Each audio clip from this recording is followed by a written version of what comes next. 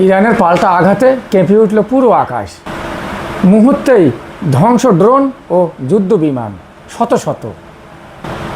যুদ্ধের উত্তাপ বাড়ছেই। ইরান দাবি করেছে আকাশে চলা ভয়ঙ্কর সংঘর্ষে একাধিক মার্কিন যুদ্ধবিমান ও ড্রোন ধ্বংস হয়েছে। বিস্ফোরণের শব্দ এবং এর আতঙ্ক সৃষ্টি করেছে চতুর্দিকে। বিশ্বজুড়ে ভয়ঙ্কর উদ্বেগ বাড়ছে। এ কি আরও বড় যুদ্ধের ইঙ্গিত? হ্যাঁ, বিস্তারিত বলছি। ইরানে আমেরিকার 42টি যুদ্ধ বিমান এবং ড্রোন ধ্বংস, এমনই ঘটনা ঘটল। সিনেটে ফাঁস করলেন মার্কিন সদস্য। ইরানের বিরুদ্ধে আগ্রাসী যুদ্ধ মার্কিন বিমান বাহিনীর অহংকার ও আধিপত্য ধূলিসাৎ হয়ে গেছে।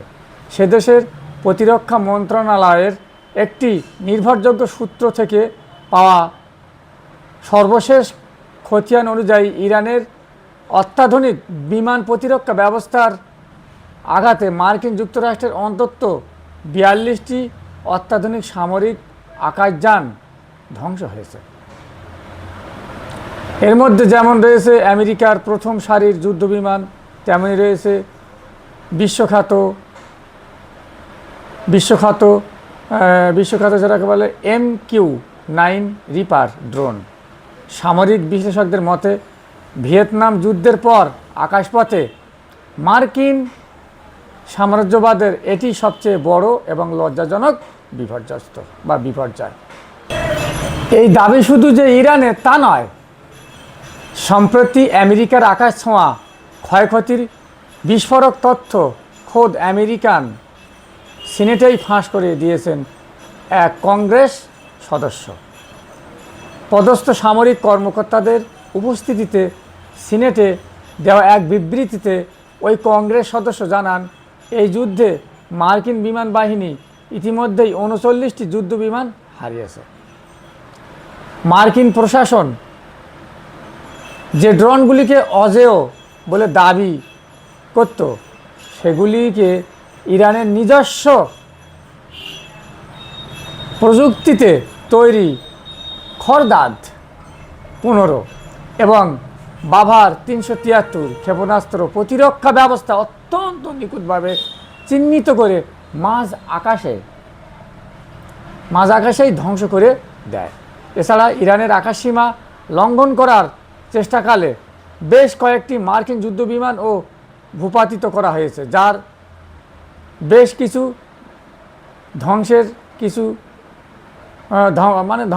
ধ্বংসাবশেষ ইতিমধ্যেই উদ্ধার করে তেহরানের প্রদর্শনের ব্যবস্থা করা হয়েছে।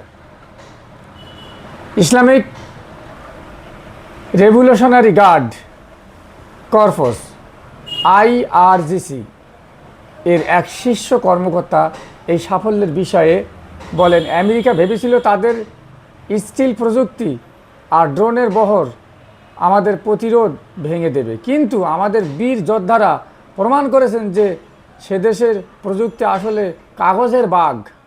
42টি বিমান এবং ড্রোন হারানোর পর ওয়াশিংটনের যুদ্ধবাজ শাসকেরা এখন বুঝতে পারছেন যে ইরানের আকাশসীমায় প্রবেশ করার অর্থ নিশ্চিত মৃত্যু। প্রতিরক্ষা বিশেষজ্ঞদের মতে এই বিশাল ক্ষয়ক্ষতির ফলে পেন্টাগন এবং ট্রাম্প প্রশাসনের অন্দরে তীব্র চাঞ্চল্য সৃষ্টি হয়েছে। বিপুল পরিমাণে অত্যাধুনিক আকাশযান হারানোর ফলে মার্কিন বিমান বাহিনীর রণকৌশল যেমন বড় ধাক্কা খেয়েছে, তেমনি মার্কিন করদাতাদের কোটি কোটি ডলারের সামরিক সম্পদ মুহূর্তের মধ্যে ছাই হয়ে গেছে।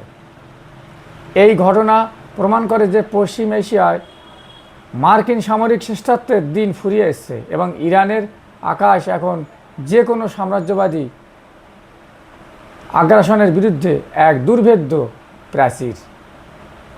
যদিও পেন্টাগন আনুষ্ঠানিকভাবে এই ক্ষয়ক্ষতির সংখ্যা নিয়ে এখনও কোনো মন্তব্য করতে চায়নি, তবে এই সমীক্ষা মার্কিন সামরিক সামর্থ্য ও রণকৌশল নিয়ে নতুন করে বড় প্রশ্ন তুলে দিয়েছে।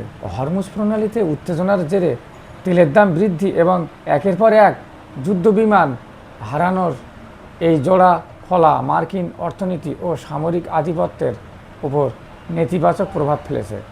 বর্তমানে বিষয়টি নিয়ে সিনেটে দীর্ঘ আলোচনার দাবি তুলেছে নীতি নির্বাচকরা এবং পরিস্থিতি বিবেচনা করে পেন্টাগন খুব শীঘ্রই একটি বিস্তারিত বিবৃতি দিতে পারে বলে ধারণা করা হচ্ছে। হ্যাঁ বন্ধুরা, আজ ছিল এই বিষয়ের এই একটা সম্পূর্ণ বিষয়। বিশেষ করে যুদ্ধ মানে কি? যুদ্ধ মানে ধ্বংস। যুদ্ধে কোনো লাভ ক্ষতি হয় না, যুদ্ধে শুধু ক্ষতির পথ দেখা যায়। লাভ ক্ষতি বললে শুধু ক্ষতির অঙ্কটাই পাওয়া যায়। তাই যুদ্ধ মানে আমাদের সব কিছু শেষ করে দেওয়া। আর যুদ্ধ থামান, পরিবেশকে বাঁচান, মানুষকে ভালোভাবে বাঁচতে দিন, এটাই আমাদের আর্জি। আজ যদি যুদ্ধ হয়, এই যুদ্ধের ফলে কি হবে, আরও আগামী দিনে কি হতে পারে, সেই সমস্ত তথ্য আগে দেওয়া আছে। তো বন্ধুরা, যুদ্ধ মানে শান্তি না, যুদ্ধ কখনো শান্তি আনতে পারে না, যুদ্ধ কখনো শান্তি আনতে পারে না, শুধু রেখে যায় ধ্বংস আর আতঙ্ক। ওকে, বাই বাই, সি ইউ।